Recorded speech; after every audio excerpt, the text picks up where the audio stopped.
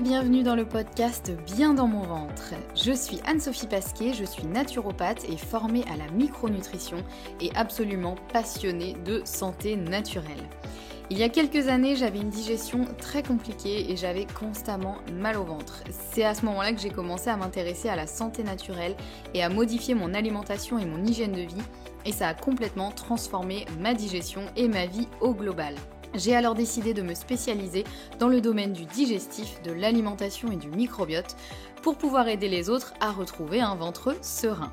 Et je forme aujourd'hui également les naturopathes, nutritionnistes et autres professionnels de santé à la prise en charge des troubles digestifs. Aujourd'hui dans ce podcast, je te partage mes meilleurs conseils pour que tu puisses toi aussi te sentir au top, en pleine santé et te sentir bien dans ton ventre et dans ta vie. Maintenant c'est parti pour l'épisode du jour, bonne écoute! Bonjour et bienvenue dans ce nouvel épisode. On se retrouve aujourd'hui avec un épisode tout frais, tout nouveau. La rediffusion de l'été est terminée. J'espère que les épisodes best-of vous ont plu. Et on se retrouve maintenant avec des épisodes inédits jusqu'à la fin de l'année. Et on attaque directement avec une interview comme tous les mardis, les derniers mardis du mois. Et aujourd'hui, j'ai le plaisir d'accueillir Laurane qui va nous raconter son parcours que je trouve hyper inspirant. Tout ce qu'elle a mis en place pour retrouver vraiment la santé et comment justement elle-même aujourd'hui elle accompagne des personnes qui souhaitent retrouver la pleine santé. Je ne vous en dis pas plus, je ne vous spoile pas trop l'épisode, même si vous avez vu dans le titre de quoi on allait parler. Mais voilà, je vous laisse en compagnie de Laurane et on se retrouve juste après l'épisode. Bonjour Laurane et bienvenue sur le podcast. Je suis hyper contente de pouvoir t'accueillir aujourd'hui et je sens que on va avoir une discussion riche de plein de choses. Déjà, comment tu vas aujourd'hui, j'allais dire ce soir parce qu'on enregistre chez moi, il est 19h, mais chez toi, il est bien plus tôt que ça puisque tu es à San Francisco, c'est ça, ou juste à côté. Donc, comment tu vas du coup ce matin pour toi?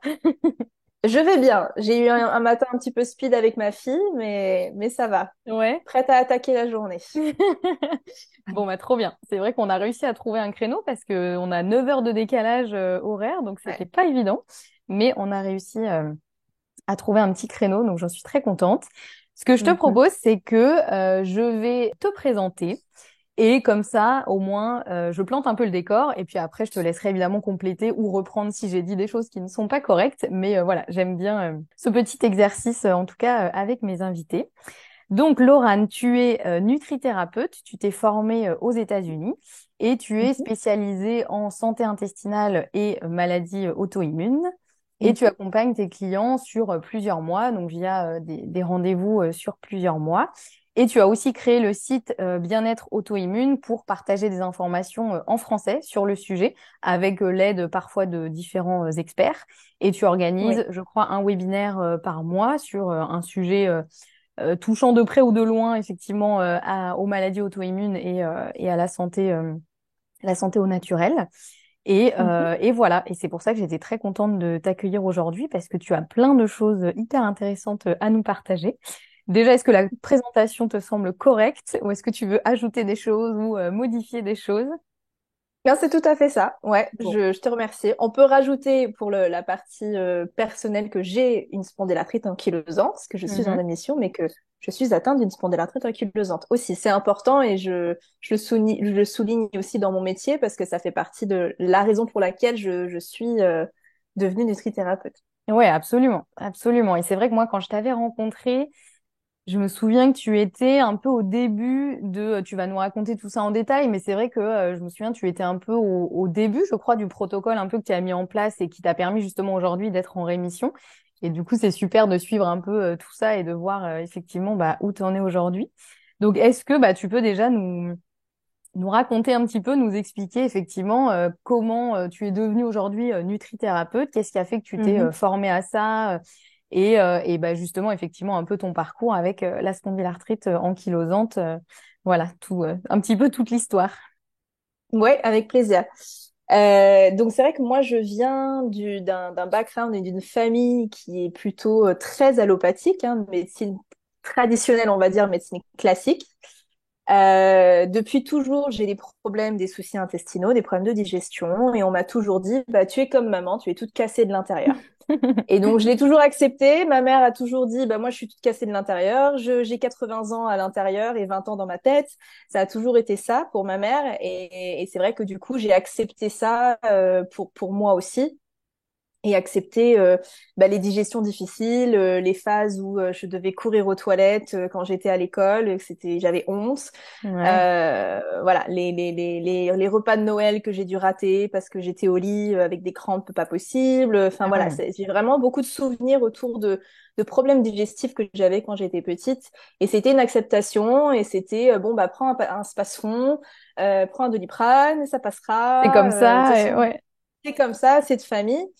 Et en fait, tout ça a progressé jusqu'à ce que je puisse plus trop sortir de chez moi. D'ailleurs, il y a eu une époque quand je suis partie de la maison et que j'avais 18, 19 ans, ça a été très difficile. Je pouvais pas trop sortir parce que j'avais très honte de devoir courir aux toilettes dès que je mangeais quelque chose, dès que j'étais un petit peu contrariée.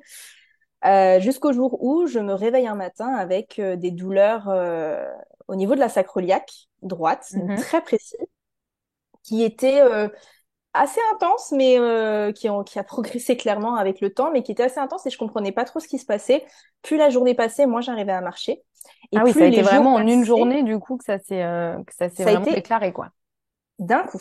D'un Ouais. coup, je me rappelle la veille, je me suis baissée, je me suis relevée et j'ai eu un pincement au niveau de la sacro-iliaque, ce qui m'arrive très souvent. Mhm. Donc je me suis dit bon bah enfin voilà c'est juste un petit pincement.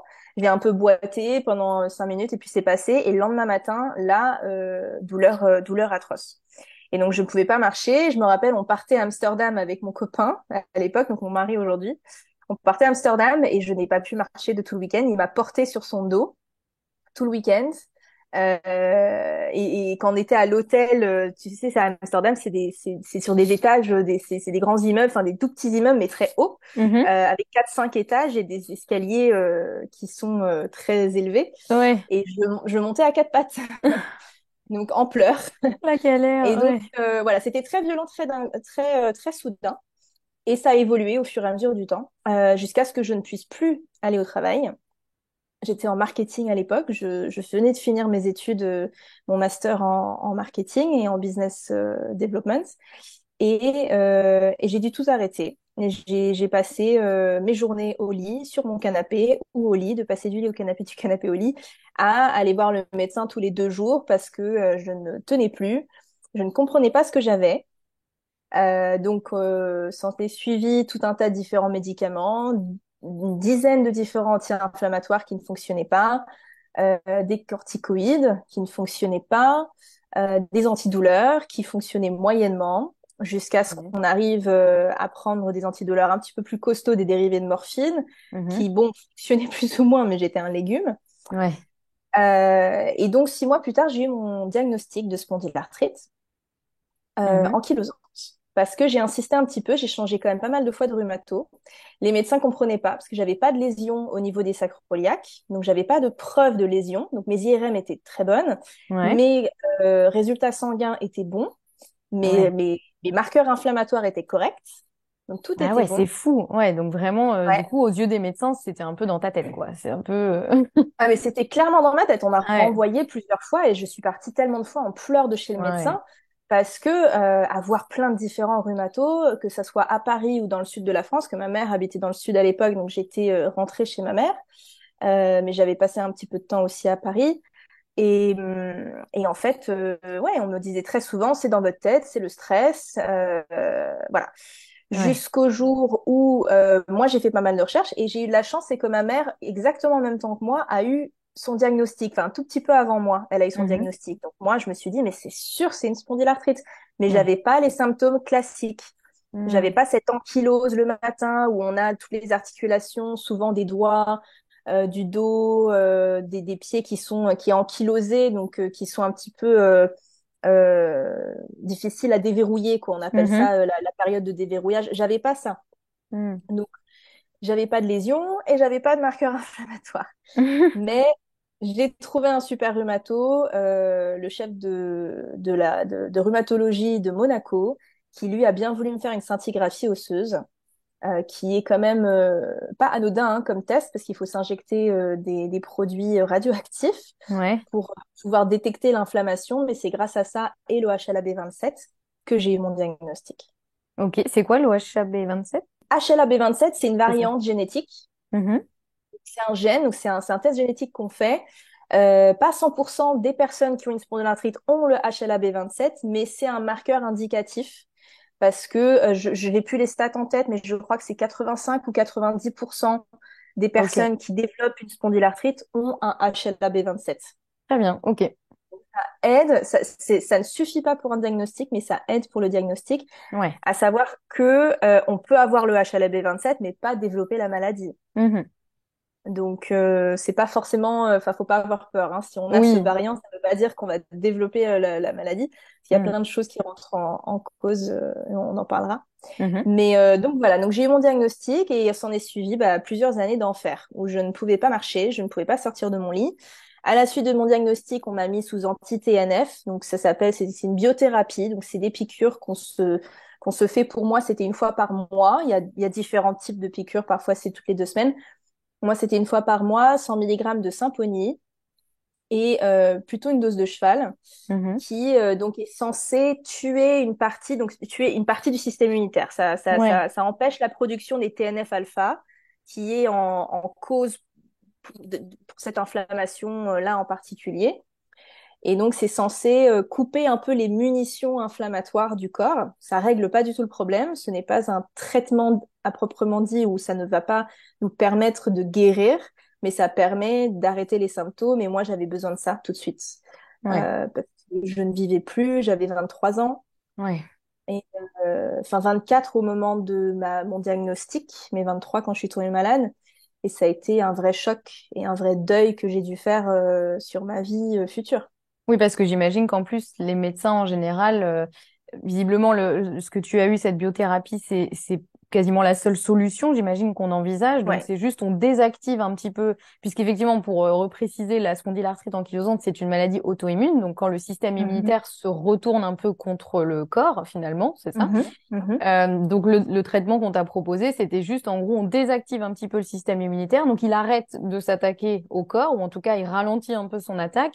Mais on t'a jamais proposé de choses à mettre en place, que ce soit un traitement ou d'autres choses, pour vraiment être en rémission. Ou voilà, c'était un peu fataliste quand même. J'ai l'impression ce qu'on t'a proposé, quoi. À 100% Ouais, fataliste, on nous explique quand on a ce diagnostic que c'est une maladie évolutive, que si déjà si on ne prend pas le traitement, encore une fois, j'aime pas appeler ça un traitement, mais si on ne prend pas ouais. les médicaments, qu'on risque de finir en fauteuil roulant. Mhm, Avoir des enfants, ça va être très difficile parce que quand on est sous biothérapie, on ne peut pas tomber enceinte. mhm. C'est trop dangereux pour le fœtus, sinon il ne développe pas de système immunitaire. Ouais, Donc c'est problématique. ouais, Euh, et il y a tout un tas d'effets secondaires aussi hein, avec ces biothérapies-là. Ce ne sont pas des médicaments anodins, ouais. euh, avec des gros risques infectieux, d'infection, Mhm. avec aussi des risques de lymphome, de différents cancers. Donc quand c'est pris à long terme, hein, donc il y a des effets secondaires, il y a des risques hein, avec tous les médicaments. Et moi, j'étais quand même assez choquée de tout ça. J'ai quand même pris le temps de lire la notice et de lire tous les effets. Et Ouais. j'ai pris peur. C'est vrai que j'ai pris peur. Et quand on m'a dit, bah là, vous n'allez pas pouvoir tomber enceinte tant que vous êtes sous poussée, ou alors vous devez arrêter vos piqûres et retourner à passer votre vie au lit. Et je me suis dit, mais c'est pas possible, je peux pas avoir une vie comme ça. Moi, j'avais 23 ans, j'étais pleine Ouais. d'énergie, super active, voilà. Hmm. Donc compliqué. Et donc au final, je me suis un petit peu bornée. Je me suis dit, il doit y avoir une solution parce que je ne voulais Mhm. pas accepter justement cette réponse fataliste qu'on me donnait Ouais. en me disant forcément vous allez évoluer, la maladie va évoluer, vous allez peut-être finir en fauteuil roulant. Enfin voilà, c'était vraiment pas une solution pour moi. Mhm. Et donc je faisais des recherches en français sur Internet. Il n'y avait pas grand-chose, voire pas du tout. Je suis tombée sur Leaky Gut plusieurs fois, donc ça veut dire intestin poreux. Et c'est là que j'ai commencé à m'intéresser un petit peu à tout ça, mais c'était très précoce. Je m'y intéressais un tout petit peu, j'y connaissais rien. Et je voyais une gastro-entérologue à l'époque parce que j'avais toujours des problèmes digestifs, avec rien, enfin, il y avait rien qui non plus au niveau des tests, hein, au niveau des résultats de coloscopie, d'endoscopie, ça donnait rien non plus. Ouais, le classique. Mais le classique. Mais je lui Mm. en ai parlé de ce liquigote à ce médecin et qui m'a dit non, mais ça n'existe pas, c'est complètement inventé. Et je me suis arrêtée là. Je me Super. suis dit bon, voilà, super. Mais ouais, mais Et c'est forcément, sans remettre en cause l'idée, je précise par rapport à ce qu'on dit, c'est pas du tout de dire que les médecins sont nuls, les médecins sont incompétents, ou c'est pas du tout ça. C'est que juste malheureusement, bah, les médecins sont formés à traiter en général des lésions, des maladies, des choses qui effectivement ressortent aux examens. Et quand il y a rien qui sort aux examens, ben, c'est un peu Mhm. le trou noir et effectivement, ils ont beau être plein de bonne volonté, ben voilà, Ouais, parfois c'est un peu, on est un peu laissé du coup à l'abandon, quoi. C'est un peu, ouais. Je pense qu'on peut pas tout remettre sur les épaules des médecins et on peut pas s'attendre à ce que les médecins nous aident sur des choses sur lesquelles ils ne sont pas aptes à nous aider. c'est Et clair. quand on parle de maladies auto-immunes, pour moi, ce sont des maladies environnementales. Ce ne sont absolument pas des maladies génétiques. Il y a une prédisposition génétique, mais il y a quelque chose qui s'appelle l'épigénétique, ce qui veut dire que les gènes vont avoir tendance à s'activer ou se désactiver en fonction de notre environnement. Ouais, Donc, absolument. par environnement, je veux dire l'air qu'on respire, ce qu'on met sur notre peau, ce qu'on mange, ce qu'on ingère, nos pensées, notre état de stress, ça, c'est tout notre environnement. Ouais. Donc, en fonction de tout ça, hein, il y a tout, il y a tout un monde hein, d'épigénétique qu'on a découvert depuis peut-être 10-15 ans maintenant, Ouais. euh, qui nous explique ça et qui nous démontre que les gènes peuvent être activés, désactivés. Donc, ce ne sont pas des maladies génétiques. Pour moi, ce sont des maladies environnementales et Mhm. les médecins ne sont pas formés à régler des problèmes chroniques qui sont liés à l'environnement. Ouais. Ça ne fait pas partie de l'allopathie, ce n'est pas les principes de l'allopathie. Mais par contre, ils sauvent des vies sur plein d'autres choses et Absolument.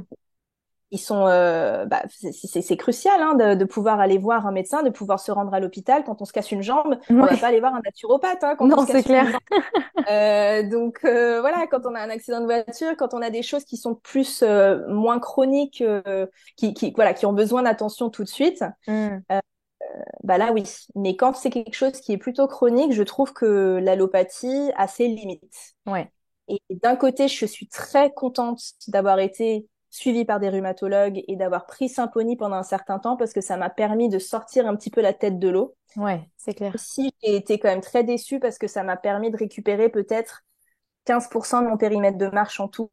Ah ouais. Donc, c'était pour prendre beaucoup de risques pour pas grand-chose. C'est pas ça Mhm. qui m'a permis vraiment de retrouver la rémission parce que c'est seulement à partir du moment où j'ai changé mon alimentation et mon mode de vie que là, j'ai retrouvé mon périmètre de marche, que j'ai retrouvé ma santé et petit à petit. Hein.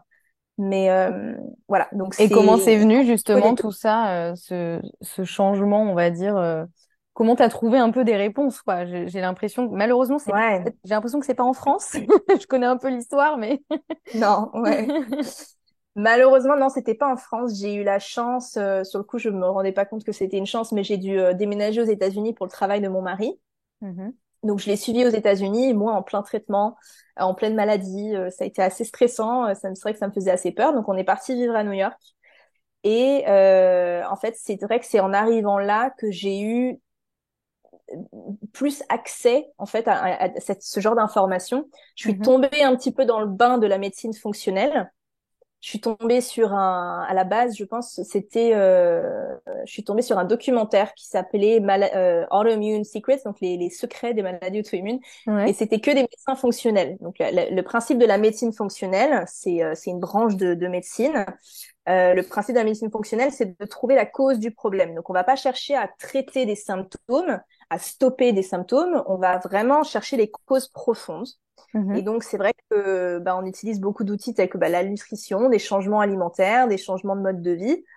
Il y a énormément de recherches hein, autour de tout ça. C'est vraiment une branche de médecine qui est peu connue en France, qui est très développée aux États-Unis. Ouais, Et donc, ça arrive effectivement en France de plus en plus, je vois ces dernières années. Mais c'est vrai que bah, en général, il n'y a pas de secret, hein. La plupart du temps, les choses arrivent plutôt du continent américain et ensuite Bah nous, oui, ça arrive petit à petit en France. Donc heureusement, ouais, là, c'est en train de se développer, mais c'est vrai que ouais, il y a clairement une longueur d'avance et c'est plutôt une chance finalement que tu aies pu être baigné un petit peu dans tout ça à ce moment-là. exactement. Et c'est ça qui m'a sauvée. Et là, j'entendais parler de Leaky Gut à tout va. Donc Ouais. je me dis, tiens, je l'ai pas inventé. Le revoilà. Le revoilà. Je commence à me renseigner et à apprendre sur le lien entre la santé digestive et les maladies auto-immunes. Donc santé digestive et santé immunitaire. Je Mhm. commence à comprendre un petit peu mes problèmes, faire le lien. Et puis surtout, je tombe sur une interview d'un médecin fonctionnel qui m'avait beaucoup impressionnée et je me suis dit, il faut que j'aille le voir lui, il faut que c'est lui qui va m'aider. Mhm. Et donc, euh, et donc c'est ce que j'ai fait. J'ai été suivie par lui pendant 18 mois. Donc Ok. ça coûte très cher, hein, les suivis en médecine fonctionnelle. Il faut s'y faire. Ouais. Surtout aux États-Unis. Alors aujourd'hui, c'est encore plus cher, je pense, hein, parce que là, je pense, je lui ai parlé il y a pas très longtemps et je parlais à un client à moi qui l'avait vu et il en avait eu pour 10 000 $. Mais Ouais. moi, j'en avais 10 000 $ pour faire tout le suivi avec lui.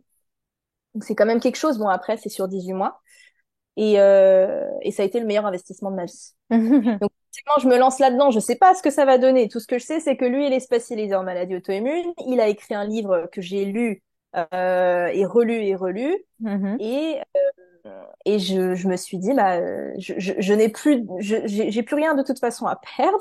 Ouais, c'est J'ai clair. 24 ans. J'ai pas de carrière devant moi. J'ai pas de vie devant moi. J'ai rien à perdre. Il faut que j'arrive à retrouver ma vie et ma santé. Mhm. Voilà.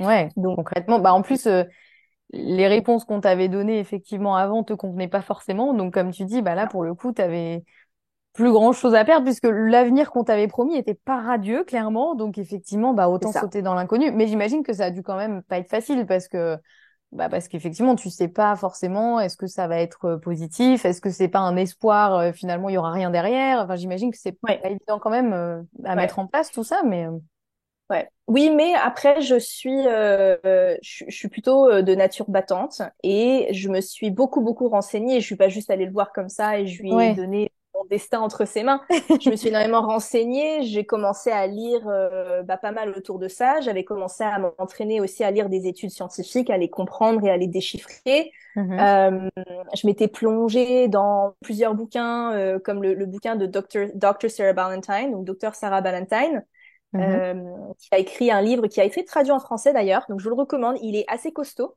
surtout Mhm. toute la partie immunitaire, mais vraiment je le recommande. Il s'appelle Objectif santé immunitaire, Ouais, le protocole paléo très bien. de Bah Dr. écoute. Sarah Ballantyne. Mhm. Excellent livre, vous allez vraiment tout comprendre sur votre corps, mais c'est un livre d'SVT quoi. C'est Oui, c'est vraiment un ça. C'est bouquin. pas un livre de chevet qu'on lit tranquillement avant de s'endormir, quoi. Non, c'est ça. Donc voilà, je m'étais plongée dans tout ça et j'avais vu qu'il y avait énormément de témoignages. Il y avait une énorme communauté aux États-Unis de personnes Mhm. qui avaient trouvé la rémission ou ne serait-ce qu'une amélioration de symptômes, une meilleure vie grâce à ça. Ouais. Donc ça Mhm. m'a donné espoir et je me suis dit, bah ça sera moi. Trop Donc bien. voilà, je suis plongée dedans et j'ai été prise de passion. Je passais mes journées, j'avais que ça à faire, je passais mes journées à soit m'éduquer, soit m'occuper de moi. Ouais. Et c'était vraiment la course enfin c'était une course tranquille, hein, j'étais la tortue, mais c'était la course jusqu'à la santé, quoi. Mhm. Et comment ça s'est passé, du coup, ces 18 mois? Est-ce que tu peux nous dire un petit peu, même si chaque personne est différente et l'idée, c'est pas Mhm. de donner une recette magique, voilà, mais il y a quand même des Mhm. grands principes qui guident, j'imagine, un peu ce protocole par lequel tu es passé. Est-ce que tu peux Ouais. nous dire un peu effectivement à quoi ça ressemblait Mhm. tout ce chemin des 18 mois, on va dire? Ouais. Alors déjà, on fait rien sans test. En médecine fonctionnelle, on teste, on a des tests spécifiques fonctionnels. Donc, Mhm. on a fait des prélèvements de sel pour comprendre ce qui se passait au niveau des intestins, du microbiote, de la fonction digestive. Ouais. On a fait tout un tas de différents tests hormonaux, des tests du cortisol, comprendre comment était ma courbe de cortisol. Mhm. On a fait des tests cardiovasculaires. Enfin, ça a été vraiment assez poussé. Des tests aussi de carence nutritionnelle, Mhm. d'intolérance alimentaire, de toxicité de métaux lourds et Ouais. autres types de toxines. Et qu'est-ce qu'il y avait d'autre? Voilà, c'était à peu près tout. Donc, Ok. 6 ou 7 différents tests. Donc, c'est pour ça que ça coûte aussi cher. Ouais. Mais au Donc, moins, tu as des après, réponses. exactement. Et avec tout ça, donc le médecin, évidemment, donc il analyse tout ça, il fait un bilan et il crée un protocole qui est vraiment type pour la personne qu'il a en face de lui. Mhm. Et donc là, on est parti sur des compléments alimentaires. Il y en avait beaucoup. Ouais. Parce que prendre 0 complément à, je sais plus combien j'en avais par jour, mais entre 10 et 15 à prendre par jour. Enfin, c'était vraiment, et ça me paraissait énorme sur le coup. Après, je me suis habituée, mais Ouais. c'était beaucoup. Et donc des compléments alimentaires, des changements de vie avec des changements de rythme du sommeil, des changements de gestion de stress, de ce genre de choses. Bon, c'était limite, lui, il est très nutrition et très complément alimentaire. Il est Mhm. moins dans l'aspect plus holistique, moins dans l'aspect gestion de stress. Ça, c'est moi qui vraiment, je me suis plongée là-dedans après. Mhm. Et on est parti de là. Moi, en plus de ça, j'avais décidé de rajouter le protocole auto-immune, qui est un protocole alimentaire. Enfin, pas que, mais j'ai appliqué le protocole alimentaire qui s'appelle le protocole auto-immune. Ok. Le livre de Dr. Sarah Ballantyne appelle ça le protocole paléo. C'est la même chose. Je trouve D'accord. le terme protocole paléo n'est pas tout à fait correct parce qu'on se plonge dans cette idée de paléo, régime Ouais, paléo. avec tout ce que ça implique. Ouais, mais Mm. du coup, c'est pas le médecin qui t'a guidé dans le protocole auto-immune, c'était vraiment du coup deux choses Non. un peu en parallèle? Oui, lui Ok. m'avait donné des guidelines d'alimentation que Ouais. j'avais commencé à suivre et un mois après, je me suis dit non mais je peux faire mieux, je veux faire plus et je lisais énormément sur le protocole auto-immune et donc lui ce qu'il me donnait c'était une version très allégée du protocole auto-immune. D'accord. Donc j'ai Ok. poussé un petit peu plus loin Mhm. et donc j'ai appliqué le protocole auto-immune et là c'était sans suivi, sans l'aide de personne mais l'aide des livres, l'aide Ouais. voilà des blogs et tout ça. Et donc j'ai appliqué ça et je t'avoue que le premier mois, j'avais pas le premier mois, j'avais pas vraiment senti énormément de différence. Mais au bout de 2, 3 mois, c'est vraiment là que j'ai commencé à voir les effets et les bienfaits. Mhm. Et je me suis dit, ok, c'est pas Symfony parce que ça faisait déjà peut-être 6 mois que j'étais sous Symfony. Symfony, normalement, enfin mon anti-TNF, donc Ouais. normalement, ça commence à marcher au bout du deuxième, troisième mois. Au bout de 6 mois, il est largement en route. On a tout ce qu'il faut qui circule dans le corps. Donc, c'était pas ça. Mhm. Et vraiment, je le voyais, je le ressentais. J'avais plus d'énergie, je dormais mieux. Et puis surtout, moi, je le voyais à mon périmètre de marche. Ouais. Ouais. Je calculais combien de temps j'arrivais à marcher. Pendant longtemps, c'était 2 minutes. Après, c'était 5 minutes. Après, Mhm. 7 minutes. Après, voilà. Et donc, je le ressentais quand je suis arrivée à pouvoir marcher 20 minutes sans devoir m'asseoir. C'était, Mhm. mais, c'était incroyable. Et je sautais de joie, quoi. C'était vraiment. Donc, j'ai vu cette évolution depuis le début de ce protocole. Mhm.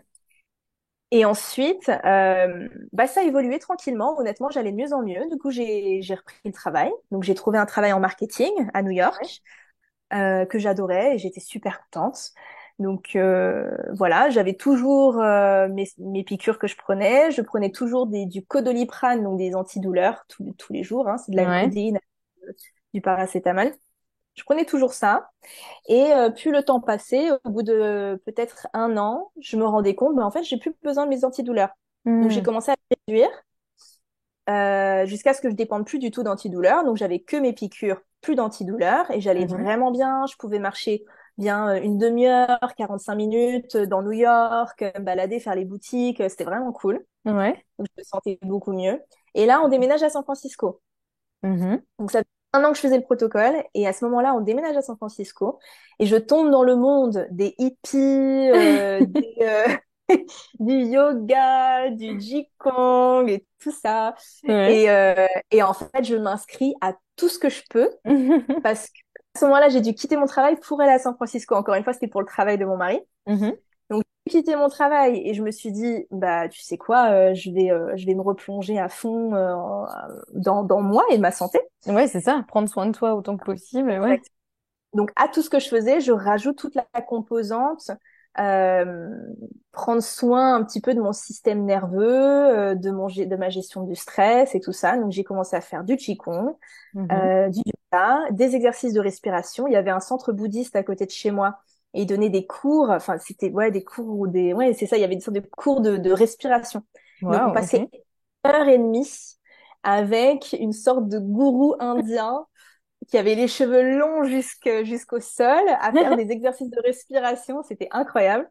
Trop bien. Et ça, en fait, ça plus l'alimentation, j'ai réussi à récupérer 100% de mon périmètre de marche. J'étais à 100% et j'ai pu arrêter mes piqûres en 6 mois. Waouh. Alors, j'avais été à New York pendant 1 an. Mhm. J'ai été à peut-être 60%, un truc comme ça, quand j'ai déménagé à San Francisco. Ouais, Vraiment d'allier, et c'est là que j'ai vu la force, en fait, on peut pas tout faire qu'avec l'alimentation. c'est clair. Ouais, ouais. Et la force d'allier les deux, et qui est vraiment une approche 360.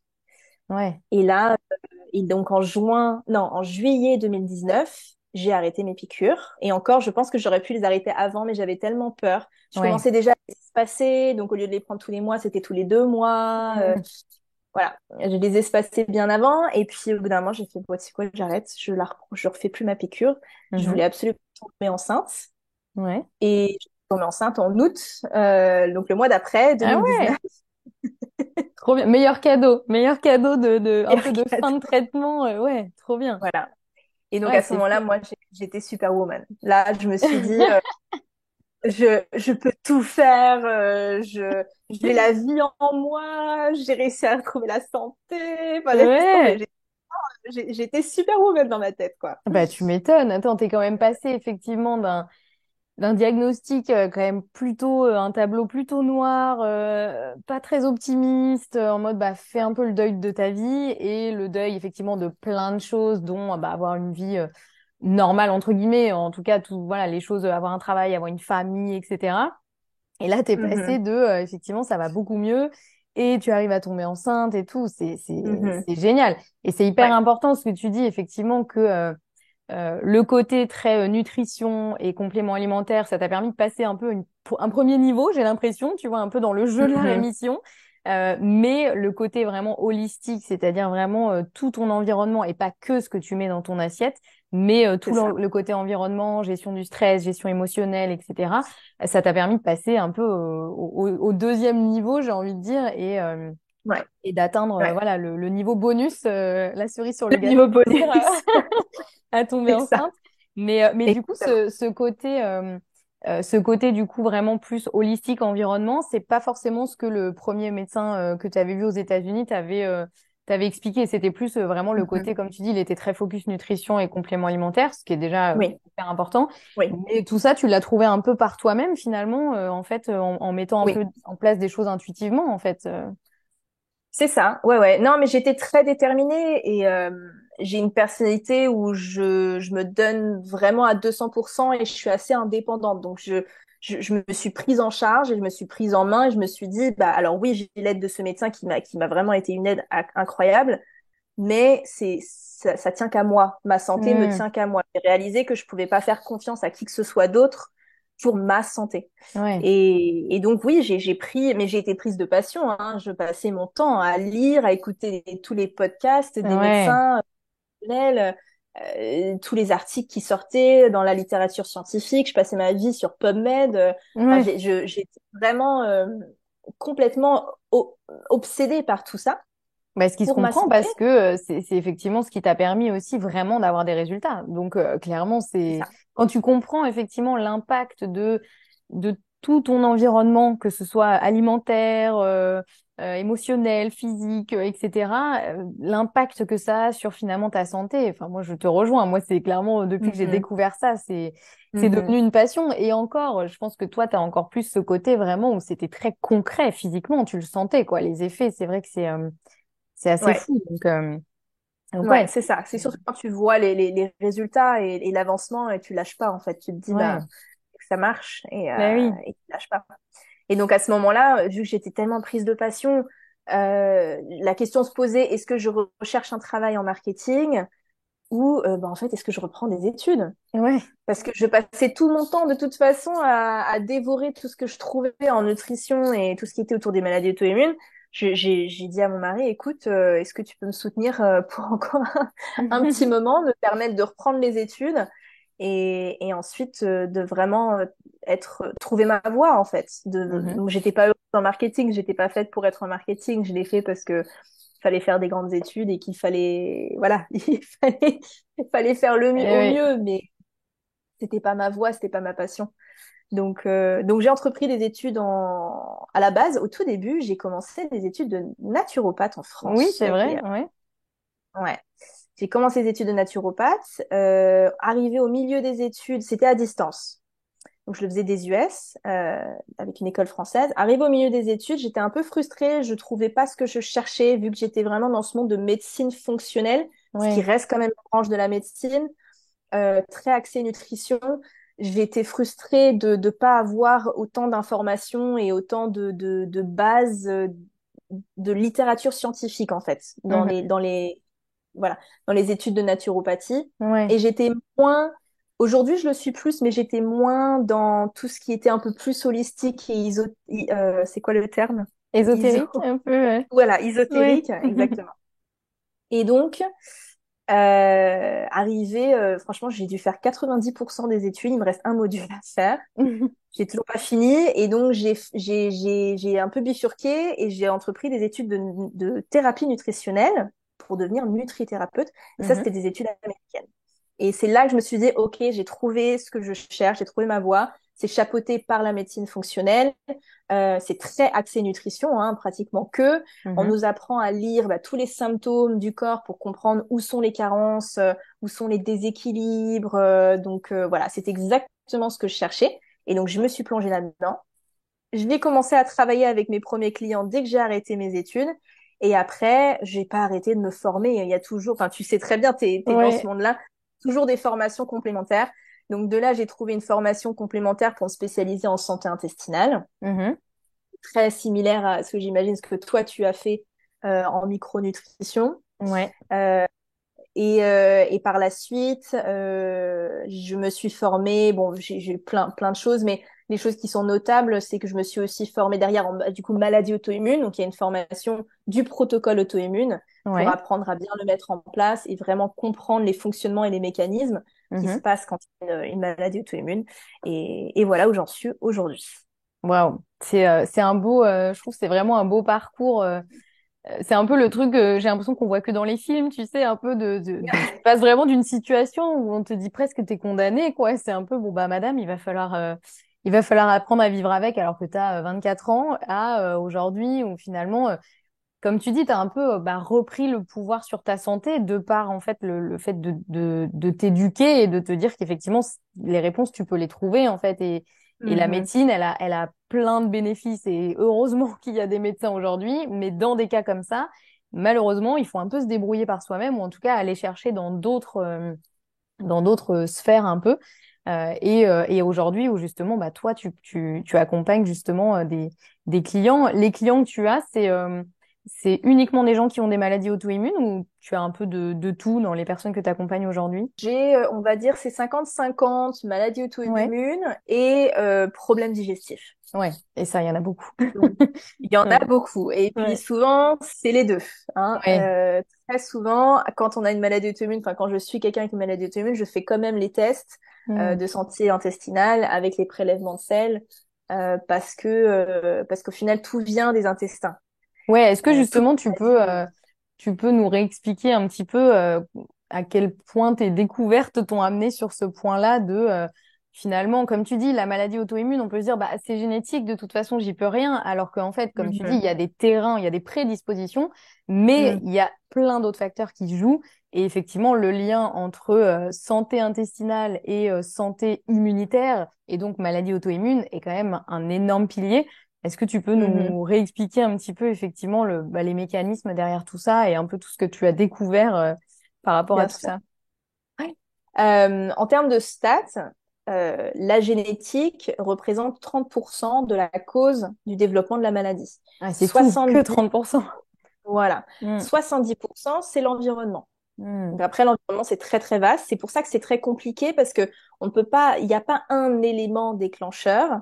Il n'y a pas une chose en particulier. Il n'y a pas une seule cause profonde. Par Mhm. contre, toutes les maladies auto-immunes, peu importe, c'est ça un peu la beauté, c'est la seule beauté de la chose, je dis, parce que franchement, c'est pas très rigolo, mais la seule beauté de la chose avec les maladies auto-immunes, c'est qu'elles ont toutes une chose en commun, enfin, elles ont deux choses en commun, c'est qu'il y a une dérégulation immunitaire.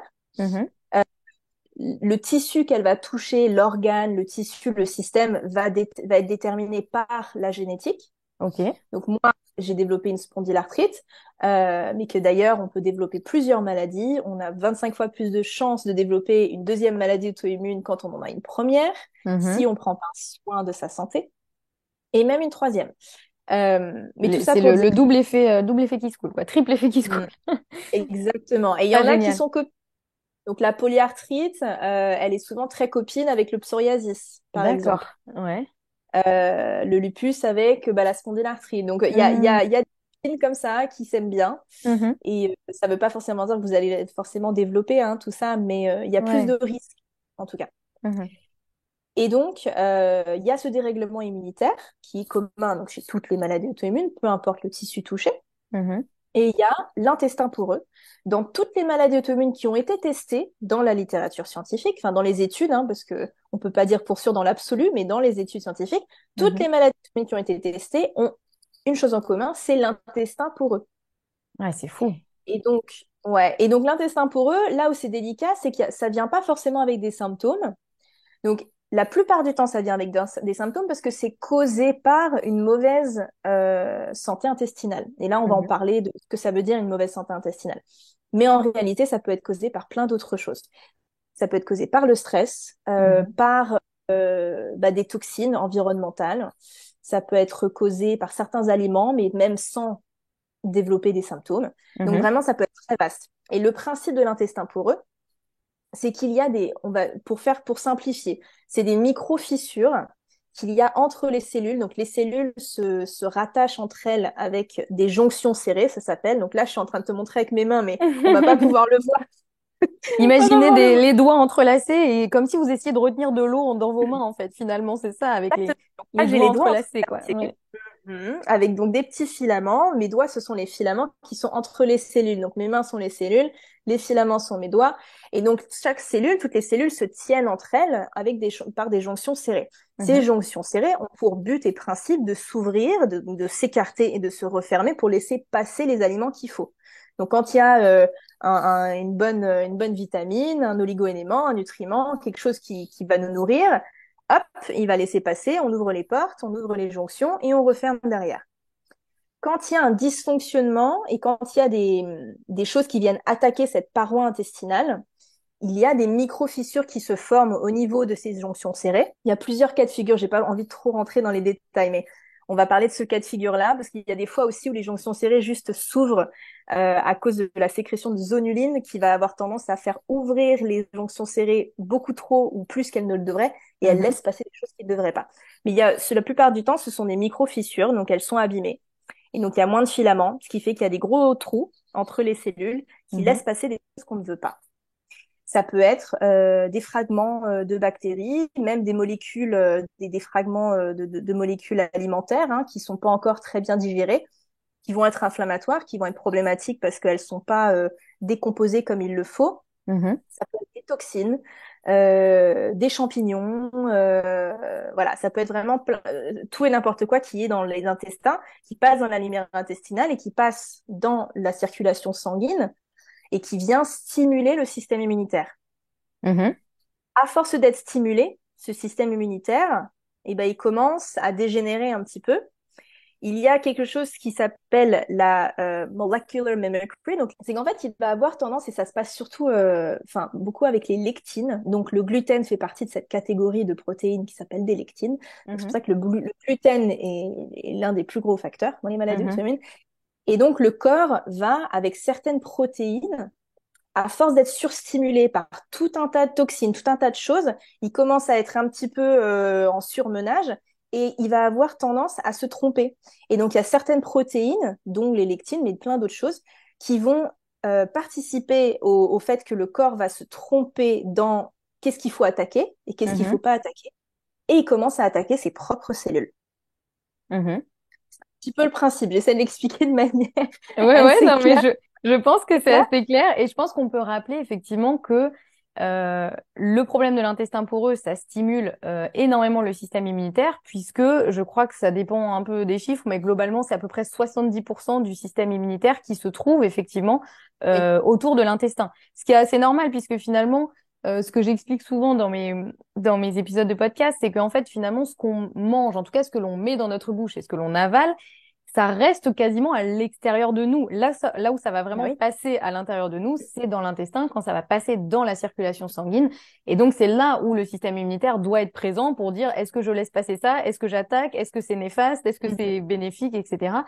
Donc, c'est pour ça Mhm. qu'effectivement, bah, l'intestin, c'est vraiment un des lieux majeurs du système immunitaire. Donc, bah, quand il y a des choses qui passent, qui devraient pas, forcément, le système immunitaire, il réagit, même si c'est pas forcément des choses mauvaises à la base. Mais il y a un moment où en fait il y a des choses qui passent qui normalement ne devraient pas être là, donc le système immunitaire s'active et comme tu le dis très bien, il y a un moment il a des bugs et il commence un peu à attaquer nos propres cellules quoi finalement. Exactement, exactement. Et ça se fait pas du jour au lendemain, tout ça, hein. Ça Ouais. prend des années et ça, c'est très progressif et c'est traître parce qu'on le sent pas forcément venir. Mhm. Surtout quand on n'a pas cette idée-là, ou moi, comme moi, hein, voilà, j'avais plein de problèmes digestifs et jamais de la vie on m'a parlé de ça, ma famille ne connaissait rien à tout ça Ouais. et, euh, et les médecins autour de moi non plus. Donc, du coup, on s'y attend pas et ça arrive très progressivement et très silencieusement, quoi. Et ouais. Ouais ouais Mm. effectivement et c'est vrai que comme tu dis, c'est des choses qui parfois on a des signes digestifs et encore c'est pas parce qu'on a des symptômes digestifs qu'on va forcément développer une maladie auto-immune comme tu l'as très bien dit, il y a plein de facteurs Mhm. qui entrent en compte, mais c'est vrai que Mhm. parfois on a des signes digestifs donc on peut se dire potentiellement mon intestin va pas très bien. Donc il y a de fortes chances que j'ai effectivement l'intestin poreux ou on dit aussi l'intestin hyper perméable, etc. Mais parfois c'est Mhm. encore plus sournois parce qu'il n'y a pas forcément des signes intestinaux. Mais il peut y avoir C'est ça. d'autres signes, d'autres choses qui peuvent y faire penser, comme des problèmes de peau, des Oui. problèmes au niveau du système nerveux, etc. Mais parfois, c'est effectivement assez, ouais, Voilà. Et assez puis sournois. attention, le système intestin, enfin le leaky gut, donc l'intestin poreux, est un facteur en commun et le facteur en commun de toutes les maladies auto-immunes. Par contre, c'est pas le seul facteur déclencheur. Il y Oui. a d'autres facteurs déclencheurs qui sont pas du tout en commun de toutes les maladies auto-immunes, du tout, qui sont très propres à chacun. Mhm. Mais par exemple, la toxicité aux métaux lourds, c'est un énorme facteur déclencheur pour une maladie Ouais. auto-immune.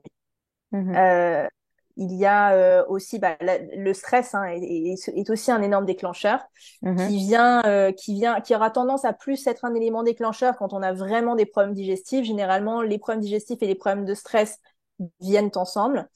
Euh, mais c'est vrai que on regarde toujours ça. Mhm. Et, euh, et puis ensuite, tout ce qui est réaction alimentaire, tout ce qui va être des aliments qui vont être inflammatoires, qui vont venir, comme on disait, stimuler en fait. Donc une fois Mhm. que tu as l'intestin poreux, c'est tout un process hein, pour qu'il se mette en place. Mais une fois qu'il est mis en place, il y a tout un tas d'autres éléments déclencheurs qui viennent mettre le dernier coup de couteau, quoi. Ouais. Ouais. Donc, Ouais. Ouais, c'est clair. Et justement, pour revenir sur la santé intestinale, comme tu l'expliques, c'est à la fois cette santé intestinale, en fait, finalement, elle a plusieurs piliers, parce que souvent on pense que c'est uniquement ce qu'on mange. Alors c'est une énorme partie, mais ouais, finalement, il y a aussi tous les plein de facteurs environnementaux, quoi. Effectivement, le oui. stress, la toxicité, comme tu dis, qu'on peut avoir, ou à laquelle on a été exposé dans le passé aussi. Parfois, c'est pas, effectivement, comme tu dis, c'est pas immédiat, hein, c'est des choses qui s'installent Mhm. aussi sur la durée. Mais est-ce qu'il y a il y a des choses que tu vois effectivement qui reviennent assez souvent chez tes clients ou au niveau justement de cette santé intestinale? Est-ce qu'il Mhm. y a un peu ouais, des choses que tu vois et un peu des bons conseils, tu vois, j'ai envie de dire, qui peuvent un peu s'appliquer à tout le monde, parfois des choses tellement bateaux, mais qui sont toujours importantes à rappeler parce qu'on a tendance à l'oublier. Mhm. Est-ce qu'il y a un peu des choses, ouais, comme ça, un peu majeures, qui te viennent? Oui, alors c'est vrai que dans les choses bateaux, on va commencer par regarder la fonction digestive. Mhm. Donc quand je parle de fonction digestive, c'est est-ce qu'il y a assez d'acide chlorhydrique au niveau de l'estomac? Est-ce que le pancréas va sécréter suffisamment d'enzymes pancréatiques? Est-ce que la bile va être de bonne qualité, va être sécrétée correctement? Et toute cette fonction-là, est-ce que la mobilité intestinale, donc la capacité, donc ça c'est plutôt un problème de nerf vague, mais la capacité à ce que ton système intestinal fait avancer tous les aliments comme il le faut, que tous les petits clapets qu'il faut, les petits sphincters Ouais. s'ouvrent et se referment comme il faut. Voilà, c'est vraiment toute la fonction digestive. Donc on commence par là. Mhm. Et ça, il n'y a rien de plus bateau. La première chose à évaluer quand on parle de fonction digestive, que ça soit au niveau de la bile, au niveau des intestins, au niveau du pancréas, enfin, peu importe à quel niveau, on regarde toujours du nord au sud le système Mhm. digestif. On évalue toujours, on fait les étapes, on regarde d'abord, ok, l'intestin, nanana, ça commence par la mastication. Ouais. Ah, Il y a même ça, certaines ça personnes c'est qui vont clair. dire ça. Voilà. Et c'est bateau, mais honnêtement, on ne mastique pas suffisamment. Ouais. On vit dans une société. Alors en France, je trouve que c'est quand même vachement, c'est quand même mieux parce qu'aux États-Unis, dans le monde du travail, on a tendance à choper un sandwich, le manger devant son ordi, on a 10 minutes pour manger et on reprend le travail. En Hmm. France, on a quand même des pauses déj, Ouais. Il y a quand même une plus souvent. institution alimentaire en France. Voilà, Oui, la nourriture française, c'est quand même un truc qui nous tient, qui nous tient à c'est cœur. Et c'est ça. plutôt une bonne chose. Mais Et ça, c'est une effectivement, bonne ouais. chose. Mm. Ouais, mais c'est vrai qu'on ne mastique pas suffisamment et je dis toujours, il faut mastiquer entre 30 et 40 fois ces Mhm. aliments avant de les mâcher.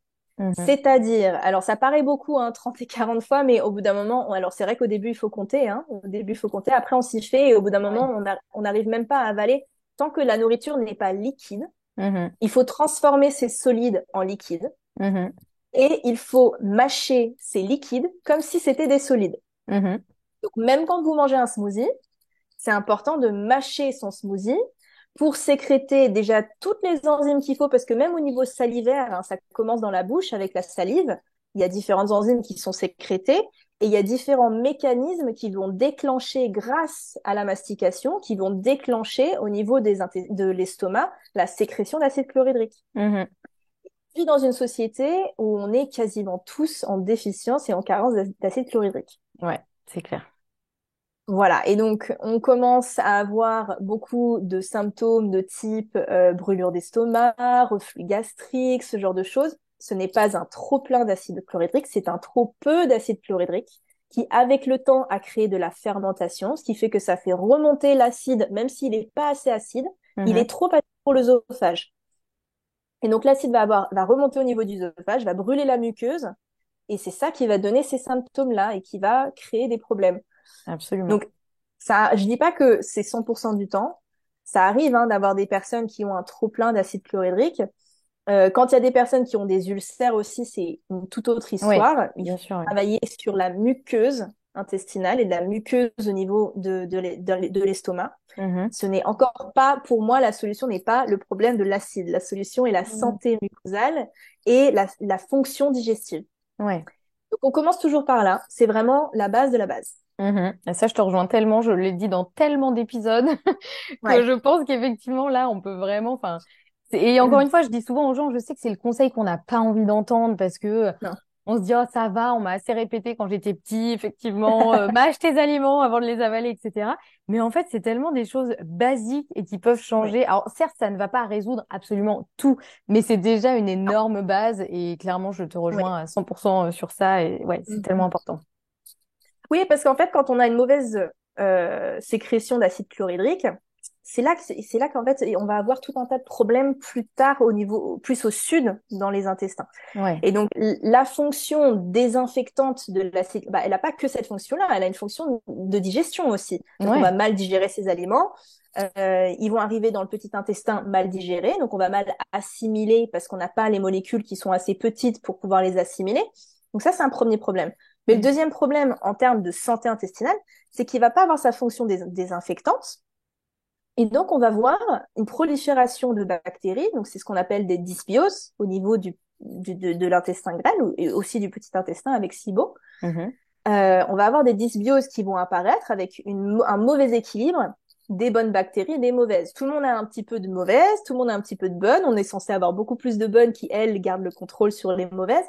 Mais on a un équilibre. Mhm. Mais cet équilibre, il est perdu quand on n'a pas notre fonction digestive qui est correcte et qu'on n'a pas l'acide chlorhydrique qui fait son job. Ouais. Donc ça, c'est un premier lieu. Mais après, il y a des choses beaucoup plus problématiques. C'est que derrière, on a des parasites. qui viennent s'installer. Et moi, honnêtement, je suis vraiment étonnée du nombre de personnes à qui je fais des tests avec le GI-MAP, donc le prélèvement de sel, et Mhm. que je retrouve des parasites. Ah ouais, il y en a Et beaucoup, parfois, c'est ouais. des parasites, c'est des protozoa, donc ce sont des parasites qui sont vraiment microscopiques. Mhm. C'est pas forcément c'est pas le ver solitaire, hein, c'est Oui. pas des trucs visibles à l'œil nu. À l'œil nu, c'est quand même très rare ces Mhm. choses-là, mais ce sont quand même des parasites qui sont microscopiques. Mhm. Et ça, il y en a beaucoup plus qu'on ne le pense. Et donc, eux, ils viennent s'installer parce qu'ils sont bien dans un milieu un peu plus alcalin. Bah ouais, et ouais.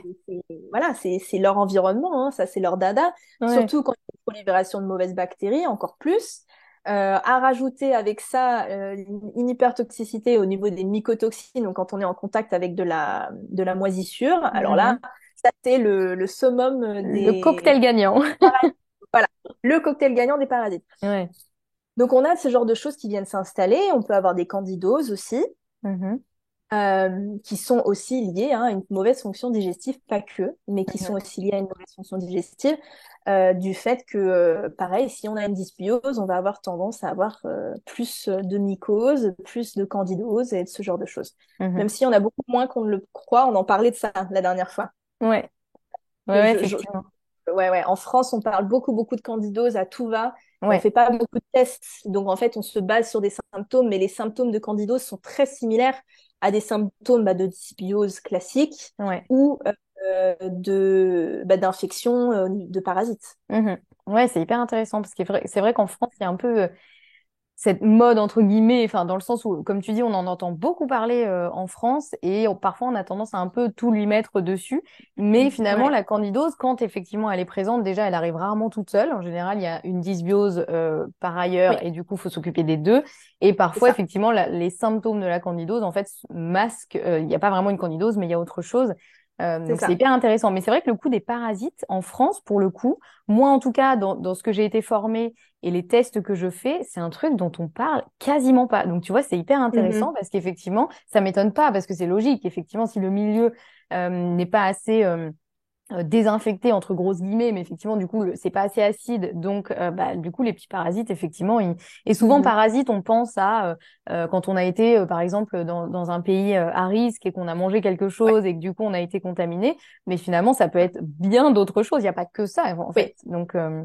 Donc ouais, c'est Oui, oui. un point Non, non, important. il y a des parasites très classiques qui se trouvent en Europe, aux États-Unis. Alors Ouais. peut-être plus aux États-Unis qu'en Europe, hein, mais ça, je sais pas.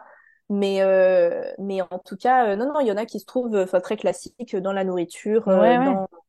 Ben, j'avais un adolescent d'ailleurs, il n'y a pas très longtemps, donc on a terminé il y a quelques mois. Lui avait trois différents types de parasites. Il a jamais Ouais. quitté, il a jamais quitté, enfin il a toujours voyagé soit en France, soit aux États-Unis. Ok. Il a jamais Ouais, donc voyagé en Asie, en Afrique, en Amérique du Nord, en Amérique du Sud. Enfin, il a jamais voyagé autre que les États-Unis et en Europe, donc ouais. Europe de l'Ouest. Et j'ai jamais eu d'ailleurs quelqu'un qui avait été autant contaminé par autant de différentes choses. Il avait ouais, dysbiose, trois différents parasites. Il avait le H. pylori, donc l'hélicobactère, on appelle Mhm. ça en français. Ouais. L'hélicobacter pylori, qui est une bactérie qui a tendance à proliférer dans l'estomac quand il Ouais. y a trop peu d'acide chlorhydrique. Ouais, exactement. Euh, et donc, on a tendance à bombarder ça d'antibiotiques quand on va voir un médecin, mais en fait, en réalité, parfois, il suffit simplement de rééquilibrer le pH au niveau de l'estomac Mhm. euh, et de rajouter certaines plantes qui vont aider à l'éradiquer, et on peut faire ça en douceur, quoi. Ouais. Ouais, ouais. Oui, parce que les antibiotiques, après, c'est à d'autres étages. Effectivement, c'est plus dans l'intestin que ça va se Bah, c'est ça. répercuter. Et voilà, encore une fois, les antibiotiques sont nécessaires dans certains cas. L'idée, c'est pas du tout de les diaboliser. Mais quand Non? c'est pas forcément nécessaire, ils ont quand même des effets secondaires, ouais, assez Voilà. massifs, quoi. Donc, C'est une évaluation des risques et des c'est effets ça. secondaires. Mhm. Donc, pour moi, voilà, quand on a une petite prolifération d'hélicobactères, il n'y a pas forcément besoin de sauter sur les antibiotiques puisqu'ils viennent avec plus d'effets secondaires que les bienfaits qu'ils vont apporter Ouais. pour l'éradication de l'hélicobactère. Donc, Mhm. bon, à chacun évidemment de prendre leurs décisions et d'évaluer Ouais, les ouais. risques. Mais donc voilà, donc un petit peu tout ce qu'on peut trouver, retrouver dans ce qui est santé intestinale. Ce qui est important de regarder aussi, c'est tous les marqueurs inflammatoires. Mhm. Donc, il y a différents types de marqueurs inflammatoires qui vont nous montrer si c'est une inflammation plutôt systémique, plutôt globale, si c'est une inflammation très axée au niveau de la muqueuse intestinale, de par, souvent c'est la nourriture, hein, de par des sensibilités alimentaires. Donc, Mhm. avec ça, on va coupler un test de sensibilité alimentaire. Euh, Certains marqueurs, bon, qui sont pas forcément super utiles pour les maladies auto-immunes, mais il y a certains marqueurs hormonaux aussi qu'on peut voir, qu'on peut retrouver dans les, euh, dans les prélèvements de sel. Ouais. Et on peut rajouter aussi le marqueur de la zonuline. Donc, c'est ce que je Ouais. t'expliquais.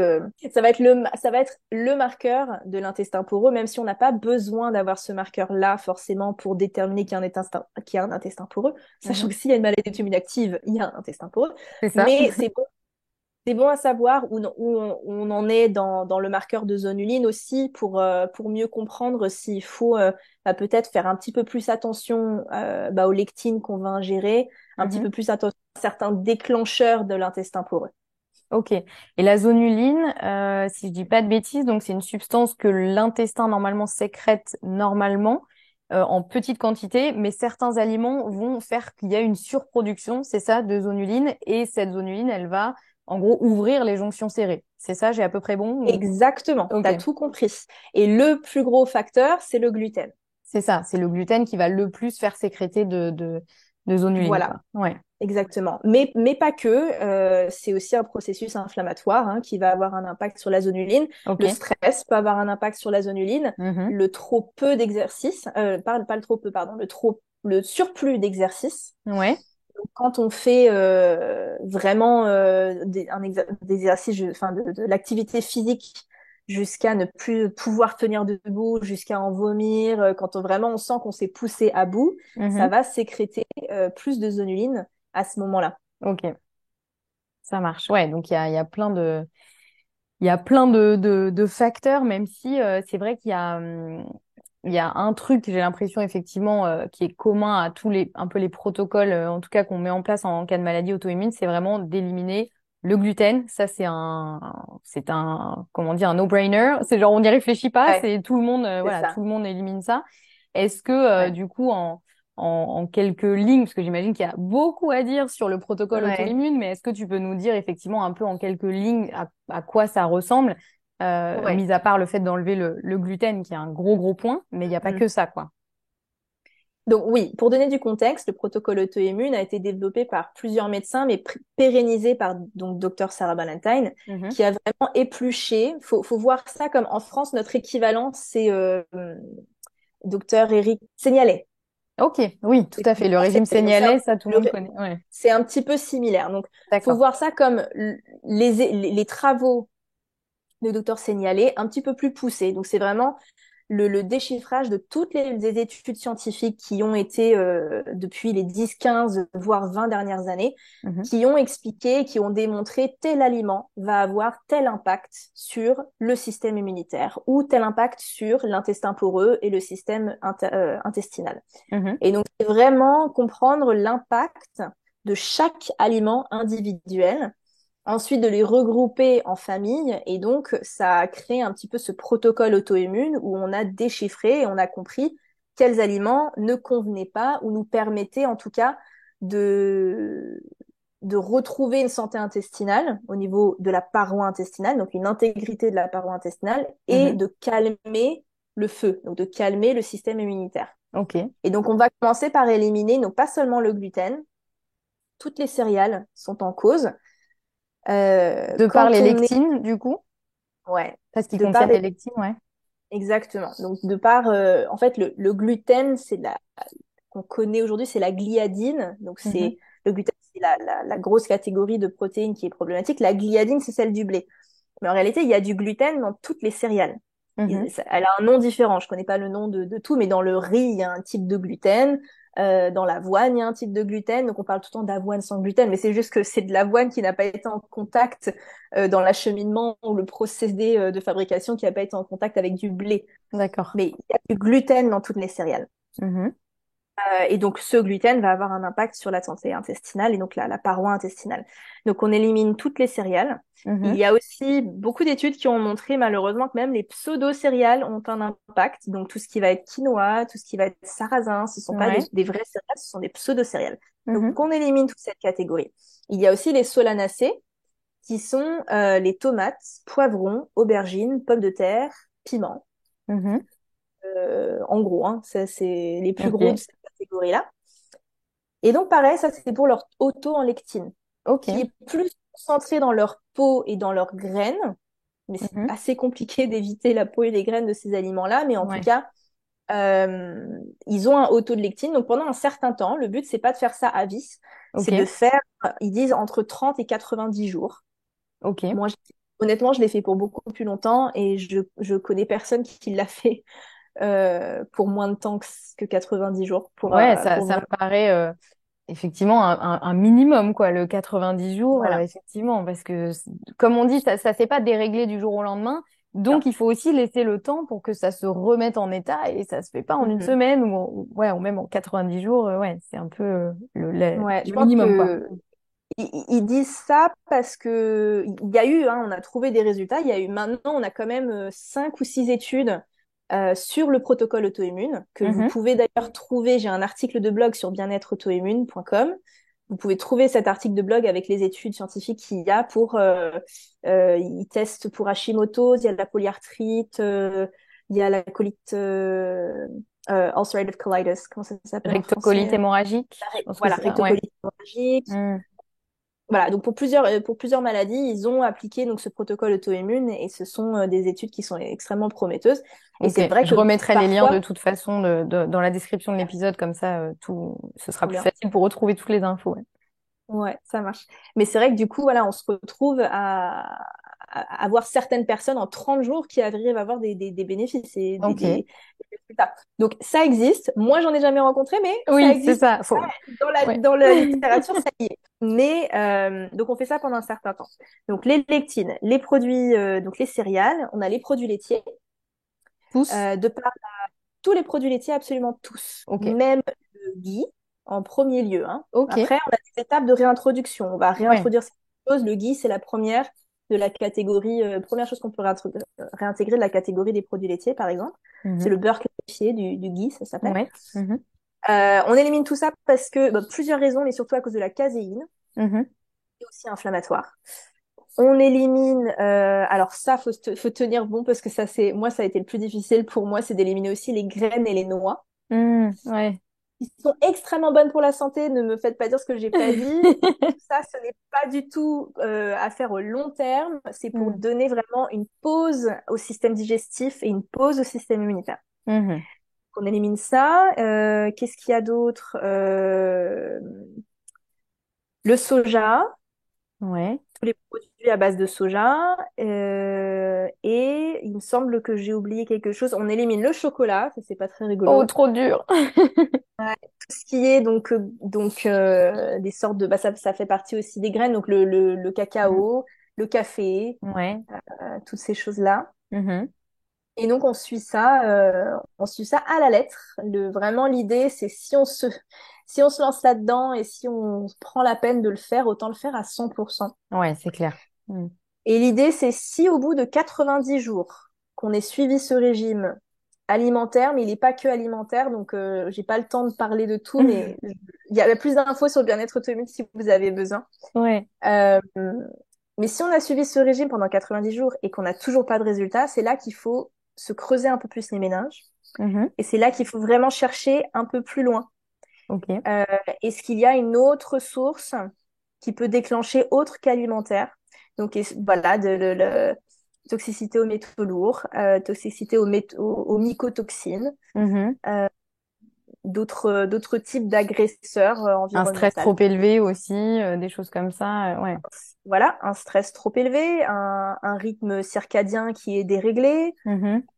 Il y a vraiment plein de choses à regarder, même la régulation glycémique, super important, on n'a pas Très parlé de ça. important. Ouais. Mais donc tout ça peut rentrer aussi en jeu. Donc c'est pour ça que c'est toujours plus facile de se faire suivre Ouais, bien par sûr.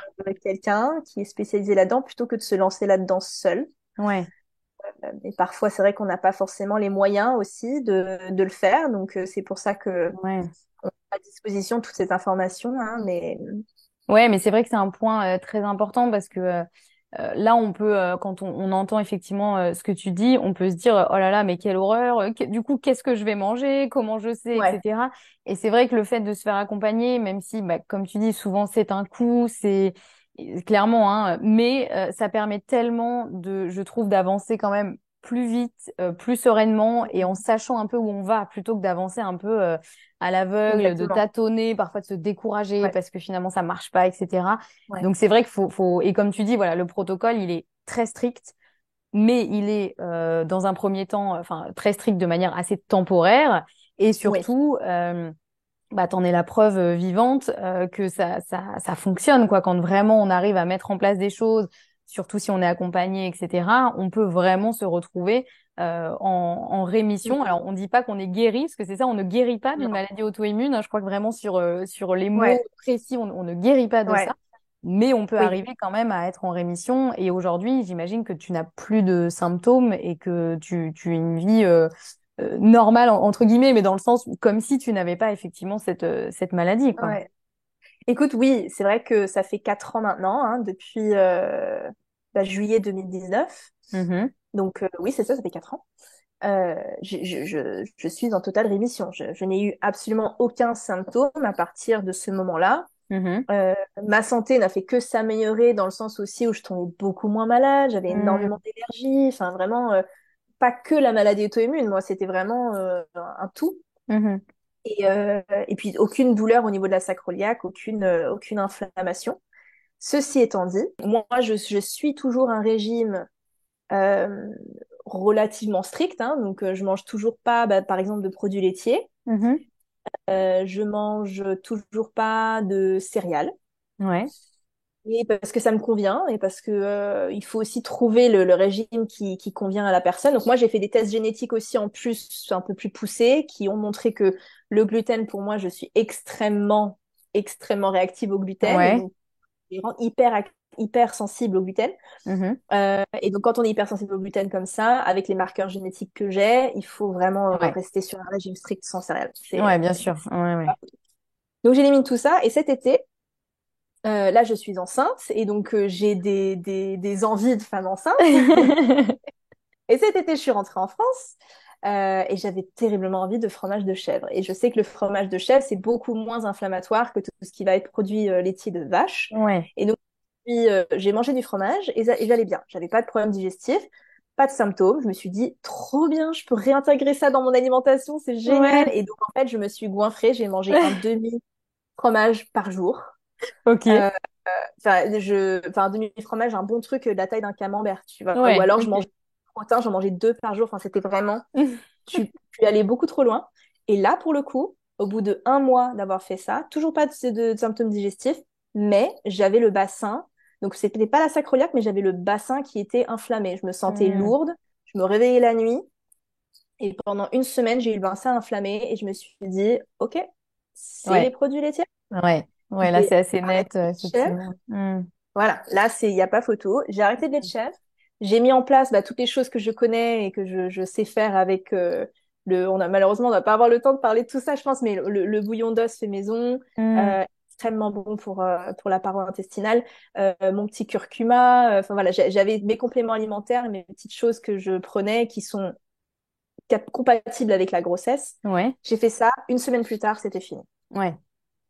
Ouais, ouais. Donc, Donc, c'est euh, c'est important que je sois honnête parce que il y a des moments dans bien la sûr. vie où les choses peuvent revenir.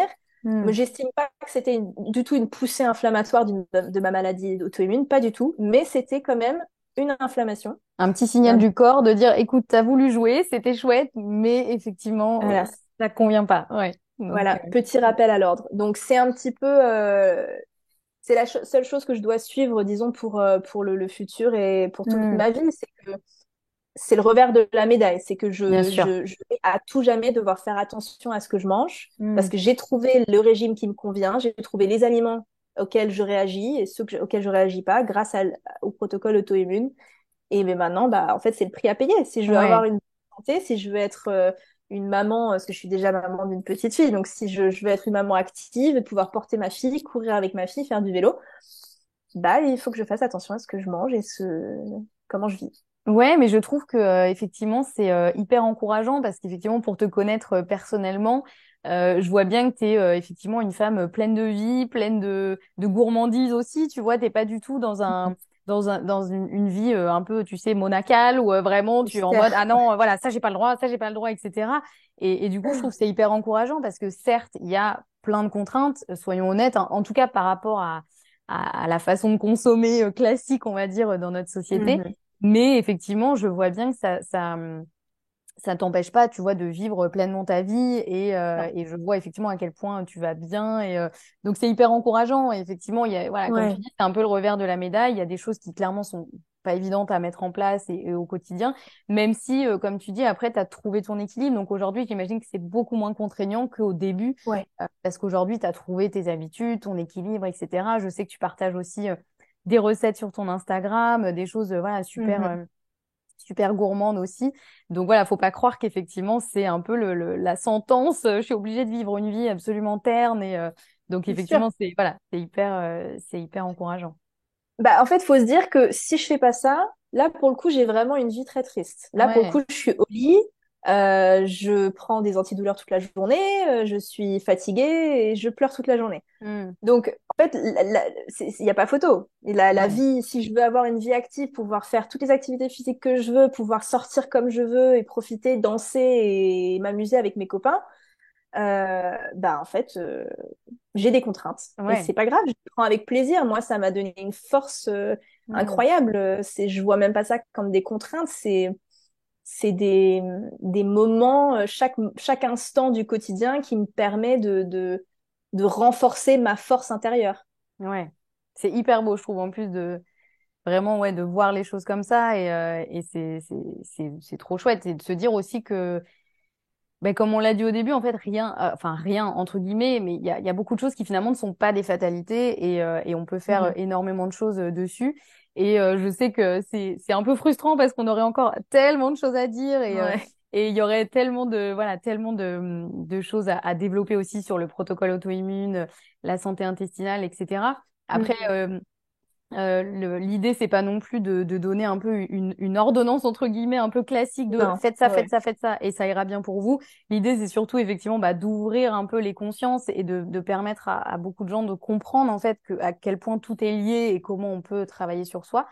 Et du coup, Mhm. si effectivement, justement, les gens veulent aller un peu plus loin, que ce soit dans la connaissance ou voire dans l'accompagnement, est-ce que voilà, tu peux nous redire un peu où ils peuvent te trouver, comment ils peuvent trouver des informations et Mhm. comment ils peuvent éventuellement être accompagnés par toi s'ils se retrouvent dans tout ce qu'on a dit et qui sont concernés par tout ça. Bien sûr. Donc, ils peuvent me trouver, moi, sur mon site internet loranutrition.com, Mhm. sur Instagram, lorane.nutrition. Mhm. C'est quand même toujours mieux si vous voulez rentrer en contact avec moi de passer par la fiche contact sur mon site internet parce que je pose tout un tas de questions. Ça me permet, moi, en amont d'un appel avec vous, de pouvoir savoir voilà, comment je peux vous aider. Mhm. Mais ça, c'est pour rentrer en contact avec moi et pour pouvoir travailler ensemble. Je vois Ouais. des personnes en ligne. Donc, je travaille avec des personnes partout dans le monde, en Europe, aux États-Unis. Mhm. Mais par contre, pour tout ce qui est spécifique de cette approche donc naturelle des maladies auto-immunes, j'ai développé ce site internet, donc Bien-être auto-immune, qui est vraiment mon projet bébé. C'est un projet bénévole Mhm. sur lequel je travaille. J'essaie de garder ça un maximum 100% gratuit. En tout cas, pour l'instant, ça l'est. Et l'idée, c'est vraiment d'apporter un maximum de ressources et d'informations autour de cette approche. Il n'est pas encore fini, le site, il n'est pas complet. Mais déjà, vous pouvez vous inscrire au webinaire.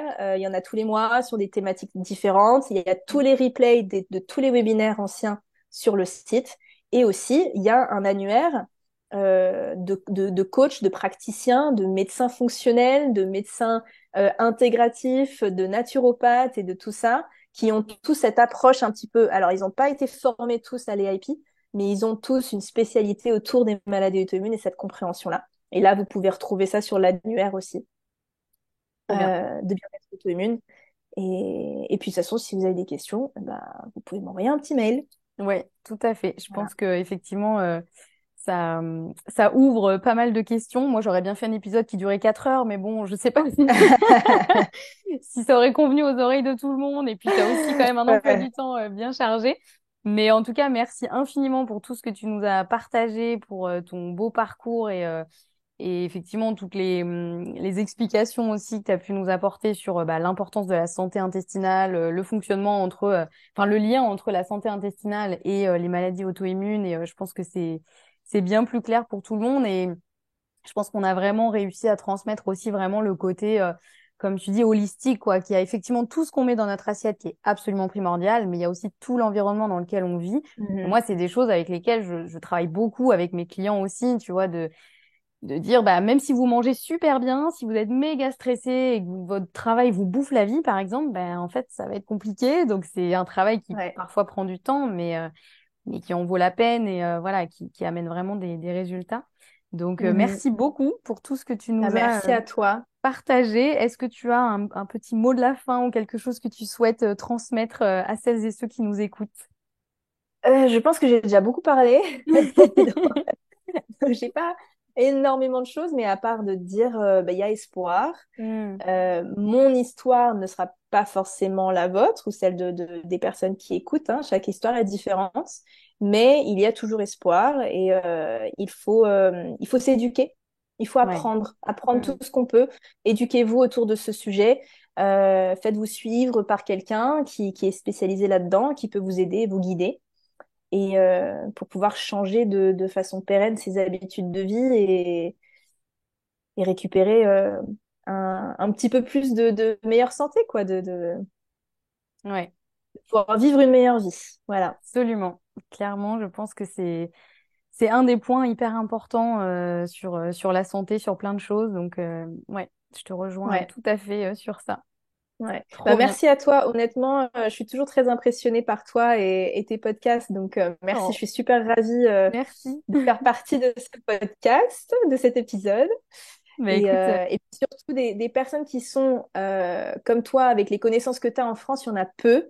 Et donc, je suis vraiment encore plus ravie que tu touches autant de personnes et que tu fasses des choses pour le public et pas que travailler vraiment avec des personnes en individuel, quoi, en individuel, et que tu touches un maximum de personnes. C'est vraiment chouette parce que on a besoin en fait de plus d'informations autour de la santé intestinale et de ton approche. Donc, merci à ouais. toi. Bah, merci beaucoup. Bah, c'est vrai que moi, je me dis, ça peut tellement changer une vie, en fait, les informations, tu vois, juste Ouais. d'avoir comme ça a changé la tienne, en fait, juste de trouver les bonnes informations et de se dire, ah, mais attends, en fait, là, il y a quelque chose à creuser, il y a quelque chose à faire.